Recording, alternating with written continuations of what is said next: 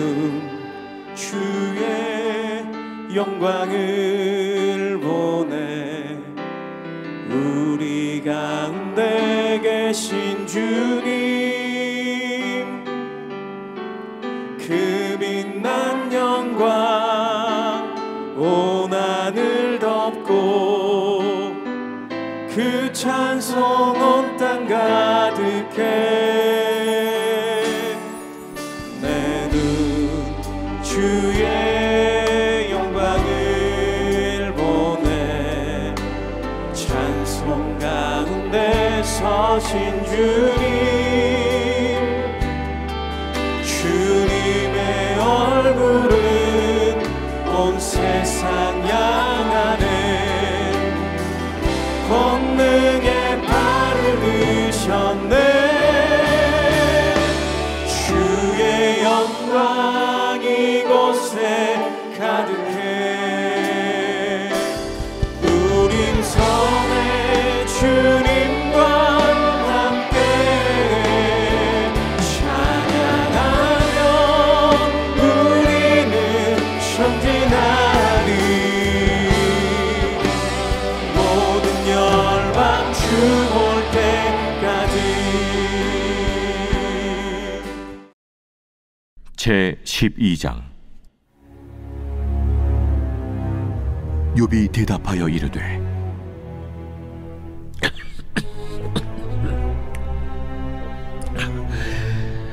너희만 참으로 백성이로구나.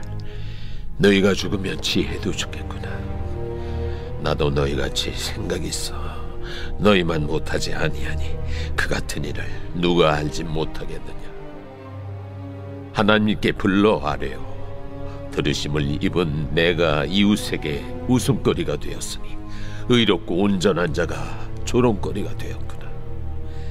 평안한 자의 마음은 재앙을 멸시하나 재앙이 실족하는 자를 기다리는구나. 강도의 장막은 형통하고 하나님을 진노하게 하는 자는 평안하니 하나님이 그의 손에 후히 주심이니라. 이제 모든 짐승에게 물어보라. 그것들이 내게 가르치리라. 공중의 새에게 물어보라. 그것들이 또한 내게 말하리라. 땅에게 말하라. 내게 가르치리라. 바다의 고기도 내게 설명하리라. 이것들 중에 어느 것이 여호와의 손이 이를 행하신 줄을 알지 못하랴. 모든 생물의 생명과 모든 사람의 육신의 목숨이 다 그의 손에 있느니라. 입이 음식의 맛을 구별함같이 귀가 말을 분간하지 아니하느냐. 늙은 자에게는 지혜가 있고 장수하는 자에게는 명철이 있느니라. 지혜와 권능이 하나님께 있고 계략과 명철도 그에게 속하였나니 그가 허르신즉 다시 세울 수 없고 사람을 가두신즉 놓아주지 못하느니라. 그가 물을 막으신즉 곧 마르고 물을 보내신즉 곧 땅을 뒤집나니 능력과 지혜가 그에게 있고 속은 자와 속이는 자가 다 그에게 속하였으므로 모사를 벌거벗겨 끌어가시며 재판장을 어리석은 자가 되게 하시며 왕들이 맨 것을 풀어 그들의 허리를 동이시며 제사장들을 벌거벗겨 끌어가시고 권력이 있는 자를 넘어뜨리시며 충성된 사람들의 말을 물리치시며 늙은 자들의 판단을 빼앗으시며 귀인들에게 멸시를 쏟으시며 강한 자의 띠를 부시며 어두운 가운데에서 은밀한 것을 드러내시며 죽음의 그날을 광명한 대로 나오게 하시며 민족들을 커지게도 하시고 다시 멸하기도 하시며 민족들을 널리 퍼지게도 하시고 다시 끌려가게도 하시며 만민의 우두머리들의 총명을 빼앗으시고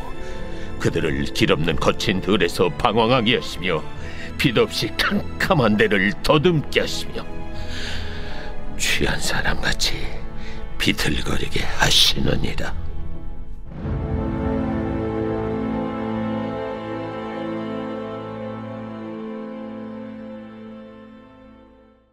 할렐루야. 오늘도 새벽을 깨우시며 하루를 시작하시는 더사랑의 교회 성도 여러분들을 주님의 이름으로 축복합니다.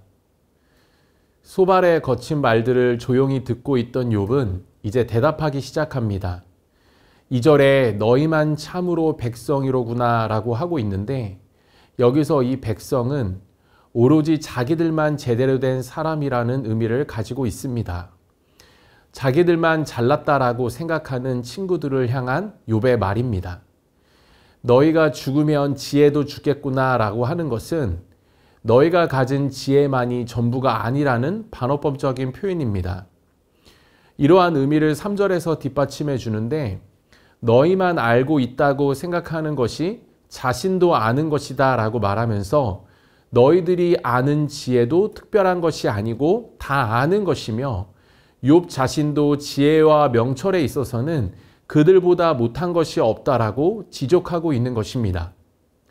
욥은 이어서 이 4가지 근거를 들어서 이 소발의 말에 반박하고 있습니다. 첫 번째 근거는 이 욥이 하나님과의 관계가 좋다라는 것입니다. 4절입니다. 하나님께 불러 아뢰되 들으심을 입은 내가 이웃에게 웃음거리가 되었으니 의롭고 온전한 자가 조롱거리가 되었구나.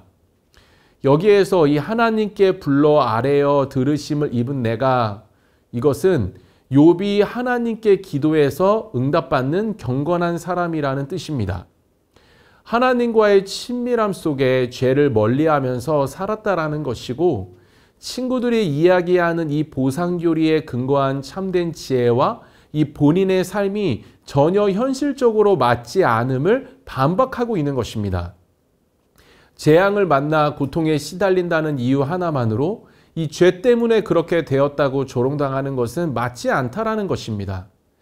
욥은 여기에 의롭고 온전한 자를 덧붙여서 하나님 보시기에 의롭고 온전하며 경건한 나인데, 주변 사람들에게 재앙을 만났다는 이유 하나만으로 웃음거리와 조롱거리가 된 것은 현실적으로 맞지 않다라고 지금 말하고 있는 것입니다. 친구들이 주장하는 보상교리에 반박하는 두 번째 증거는 죄를 지으면서도 형통을 누리는 악인들도 있기 때문에 형통을 가지고 보상교리를 말하는 것은 옳지 않다라는 것입니다. 이 5절과 6절은 앞에 소발의 주장을 반박하는 내용입니다. 앞 11장 15절에서 20절에 대한 내용을 반박하는 것입니다. 앞에서 소발은 이 하나님께 정직한 자들에게만 안전이 보장된다라고 했습니다.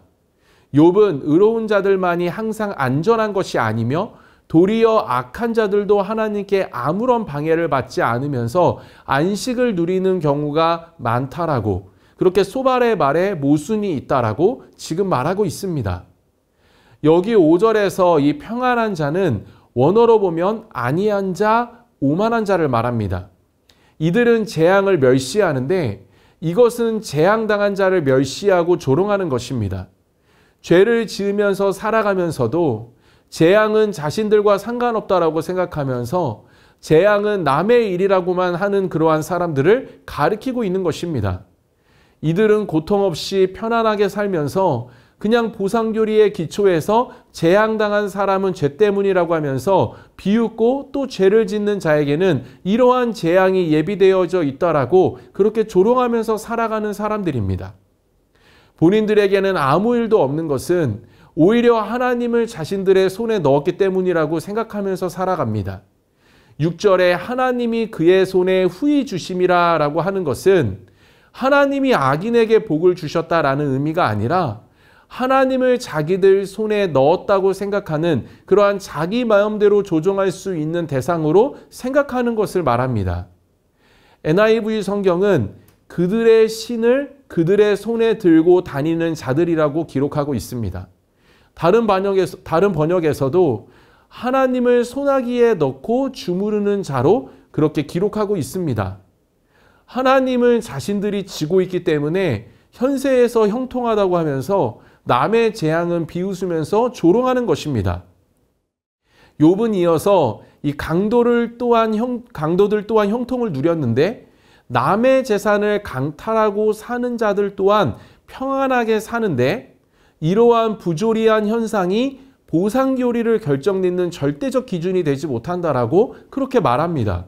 눈에 보여지는 결과만 가지고 자신이 죄 때문에 이렇게 되었다라는 것은 모순이 있다라고 친구들의 말에 반박하면서 지금 지적하고 있는 것입니다. 이 친구들이 주장하는 보상교리에 반박하는 세 번째 증거는 이 동물들도 차별 없는 하나님의 권능과 지혜를 경험한다라는 것입니다. 다시 말해 다 아는 지혜를 가지고 특별한 척 하는 것은 능력이 없다라는 것입니다. 욥은 7절에서 10절에 걸쳐 이 소발의 말을 향해 모든 짐승들과 공중의 새에게 물어보라고 합니다.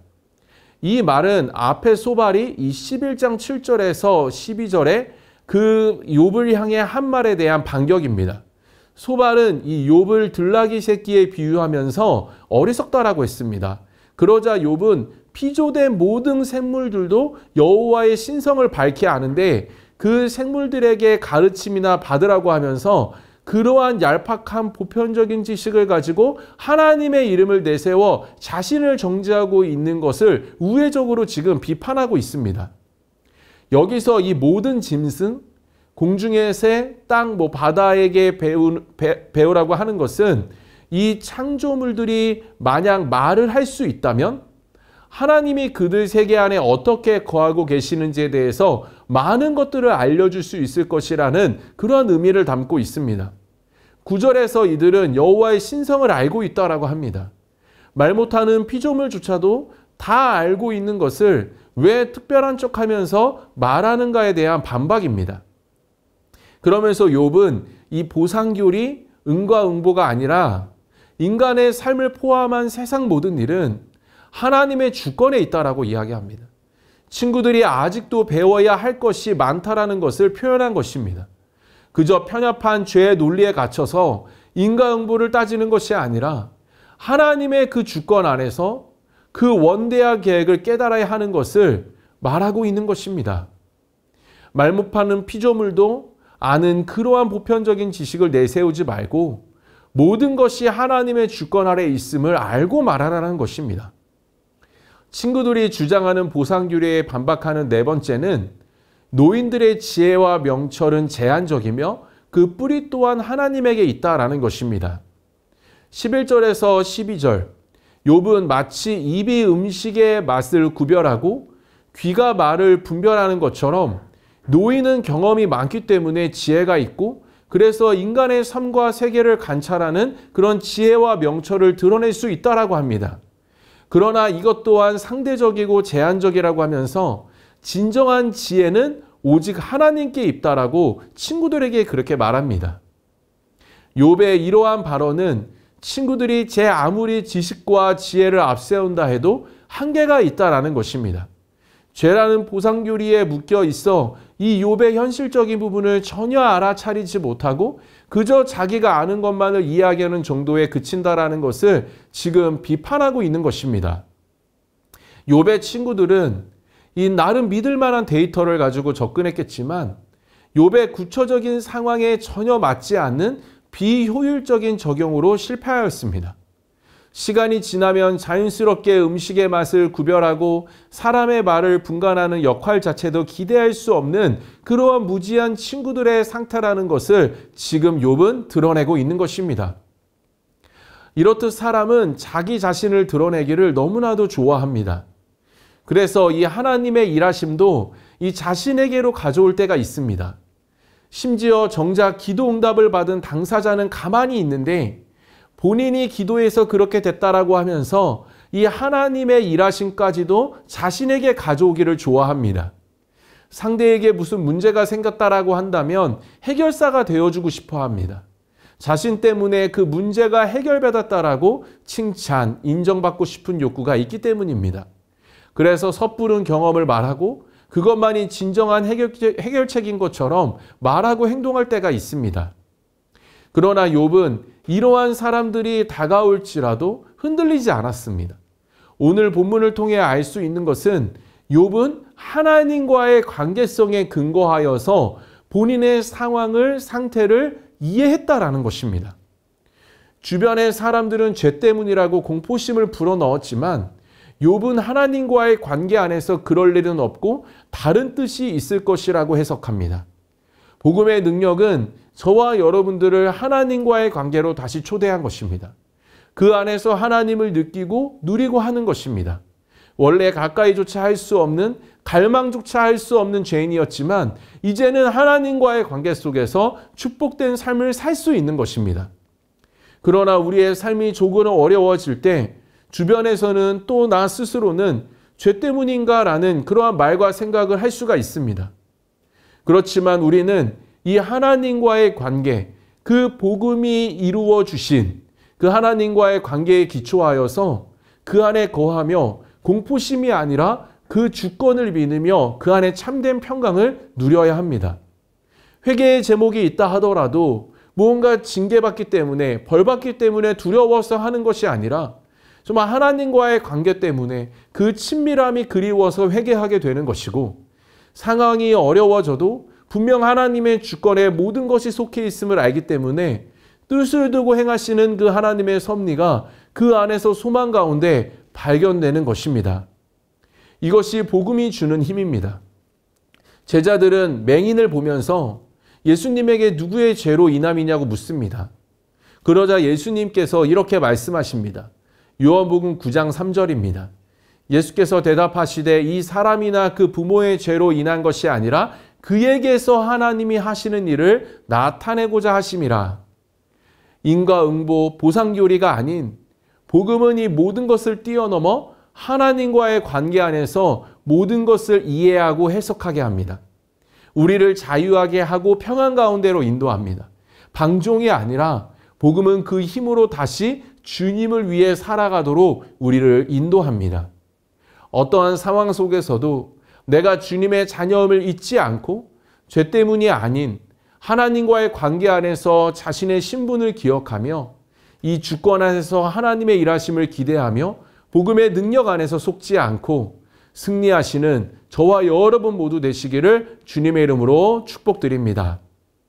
이 시간 함께 기도 제목 보시면서 기도하며 나아가겠습니다. 좁은 나의 사고 체계에서 겉면하고 이해하는 것이 아닌 하나님의 크심 안에서 현 상황을 해석하고 이해하는 지혜를 더하여 주옵소서. 복음에 근거한 하나님과의 관계 속에서 자녀의 신분을 기억하며 공포심이 아닌 자유함과 평안 속에서 상황을 이해하고 아버지의 뜻을 발견해 나아가게 하소서. 하나님을 경외하는 만남의 축복이 있게 하여 주시고 그 안에서 바른 진리들을 올바로 깨닫고 반응하는 공동체가 되게 하여 주시옵소서. 이 시간 함께 말씀을 기억하시면서 기도 제목을 보시면서 기도하며 나아가도록 하겠습니다.